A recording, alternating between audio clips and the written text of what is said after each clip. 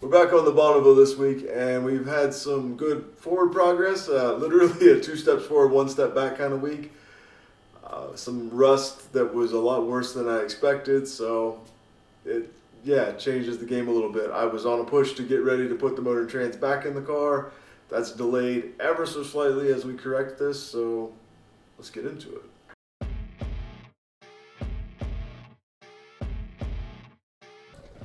Let's get things started with the brake lines. The last brake line that needs to be done on this car is from the proportioning valve to the rear flex line. The majority of it was a pre-bent line, but they don't offer pre-bent lines for the dual pot master cylinder conversion. I think I mentioned this in a past video. Because we added the proportioning valve, I can use the pre-bent line up to a certain point, and then that's what I'm showing here. I'm trimming off the last bend and last foot or so, reflaring it, adding a coupling, and then making the remaining line. So here we are. I've got the cute little red vise out. That's kind of a really fun swiveling vise. It's quickly becoming my favorite for light work because you can move it around and reposition it so easily. But I've got my flashlight helmet on. That was a gift from my mom for Christmas, and honestly, it's super handy. I feel like a coal miner. But under the car, routing the brake line, like I say, from the flex line up, and it's pretty uneventful. The clips were all still on the frame. It's a shared clip between the fuel line and the brake line. So we're jumping up to the top side now. We've got a 1/4 inch line that's being repurposed.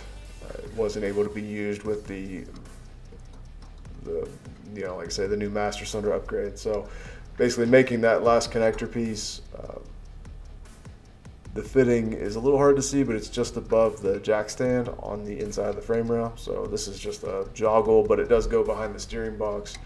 Took a little fitting to get this to fit right. Ended up doing the last fitment under the car that you're seeing here, and little tweaking to get everything to line up nice.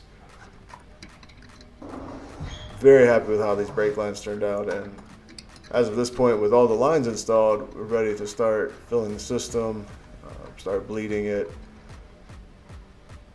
This is good. This is one of the 2 steps forward. This is a big one.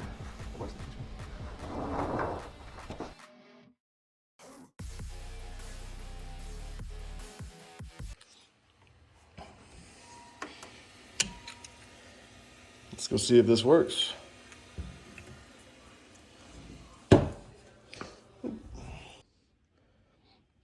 So this is the bubble flare on the end of the fuel line, and it's a little wonky, but the thing I really don't like is that these dies, the steel dies, are a little bit undersized. So when you press them on, they put a good squeeze on the aluminum. It's probably necessary for steel tubing, but for the soft tubing, I'm gonna try 3D printed dies and see if they'll do enough crush to bubble flare without distorting all this area. So these are printed out of PETG, carbon filled. Let's see, on size for the diameter, and then printed with like a nominal 20th out gap. So they should clamp on the tubing without deforming it. So I'll set a camera up and we'll give it a go. So as I get this set up and ready to do the bubble flare, I do want to mention this took a couple tries to get right. The plastic dies do compress downward a little more than I expected. I had to shim them up.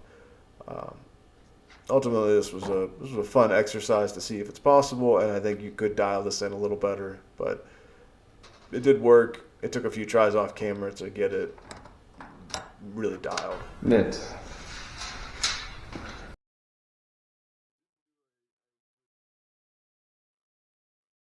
I did not do a good job getting video of me routing the fuel line from the sending unit up over the rear frame, along the frame rail in the factory clips, and then it comes out, follows up here behind the steering box, and basically down to the factory outlet. There's a metal clip on the original steel line.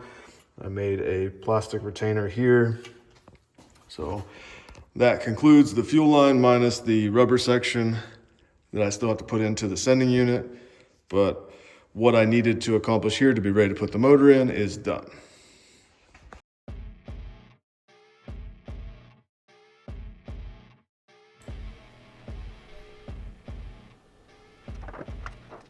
So fuel lines out of the way, 2 steps forward, and then this is the, I should have caught this earlier. Egg on the face on my part for not taking this out sooner. Just a little bit unexpected, but I'm cutting the bolts loose. It's got carriage bolts up from the bottom.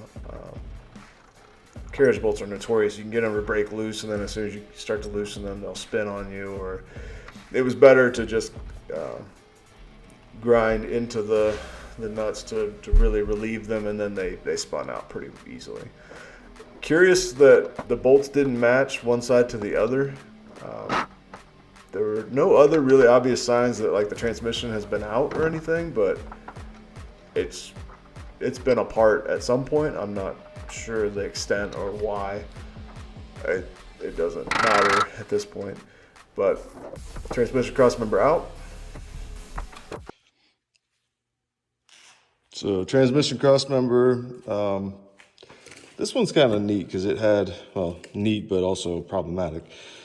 It had rubber bushings on the ends, so it's clamshell to the frame. So you have rubber isolators here, and then you have a standard like rubber transmission mount. So it's 2 layers of damping. The problem is that those cups, or whatever you want to call these things, completely trap the moisture. And this is the better side, where this was stamped flat.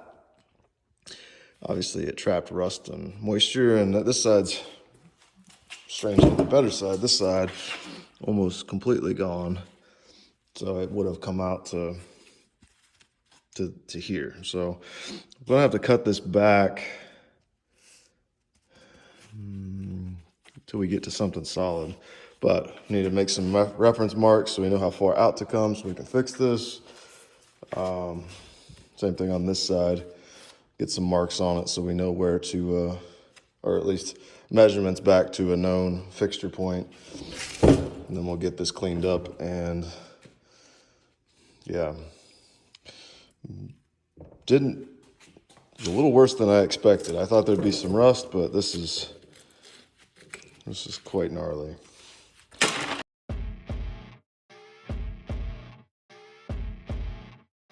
trying to make a plan as to how I want to fix these ends. And some quick math. This is obviously ovaled, but I wrapped it with tape to measure the perimeter. It measures almost dead on 8 inches, so it's just a little bit proud of 2.5 inches, like 2.54. So if I get some 2.5, 125 or thinner tubing, I'm hoping I could flatten a section in the middle and then split that into the 2 pieces and hopefully reshape this.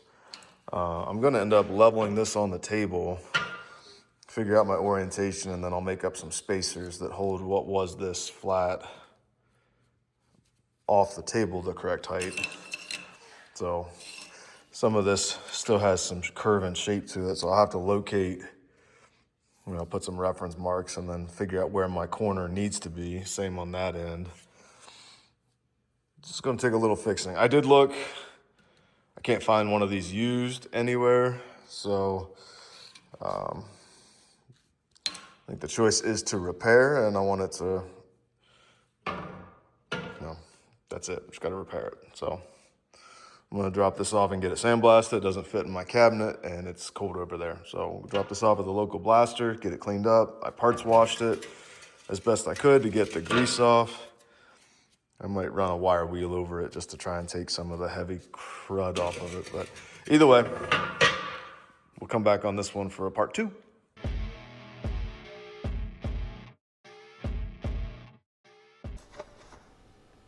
So let's have some fun. We're gonna do a test piece. I've got enough of this tubing material. It came out off the drop rack at the local steel supply. So I've got enough to do this 3 or 4 times. This is just a throwaway test piece.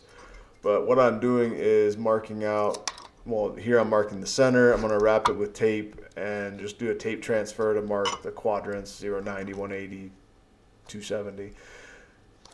Oh, math can be hard sometimes. Anyway, map out the quadrants, and what I'm planning to do is slit a relief groove at 0 and 180, the part where it's gonna be crushed flat, and that'll let it hinge If you ever smashed a round pipe flat, it'll get like a weird McDonald's shape. But I'm thinking if I grind a slit in it, it should flatten down nicely. And then I'll probably come back and TIG weld that up. So we're jumping over to my big bad arbor press. And I'm using this just to bump it from round to oval. It's faster than the hydraulic press because you can just, give a good yank on the lever and very quickly bump, several places. I think this unit's rated to 7 tons, so it's not, or it is substantial, how much leverage, how much force you can apply. The 2-lever thing with the quick release, it's a little clunky. The more I use it, the more I don't know, I'm not in love with it, but this application, this worked really well. And we're jumping over to the Harbor Freight 12-ton. And I didn't highlight I did grind the 2 slits in. I didn't highlight that well, but it worked as expected, and we'll see that in the finished product in just a moment. This went fine. I'm going to try and clamp a guide on to make sure that my press blocks stay perpendicular. But ultimately, this is going to work, and we're going to wind up with something very close to what the factory had at the ends of the transmission cross member.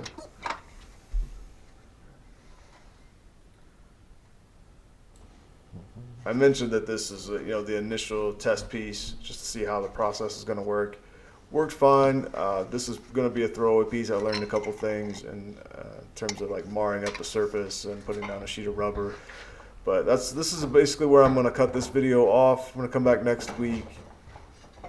Once the cross member is back from the blasters, we'll start working on that and then get the motor and trans in the car. So a lot more to come. I'll see you guys next time.